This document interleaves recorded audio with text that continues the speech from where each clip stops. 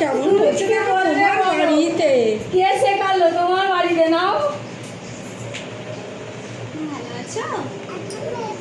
তাই? তুমি জিজ্ঞাসা করো, ও, তুমি জিজ্ঞাসা করো, বলো তুমি ভালো আছো বলো। বাবা, এটা তো খায় না ছোটলা, এটা তো বড়লা খায়, এটা তো বড়লা খায়।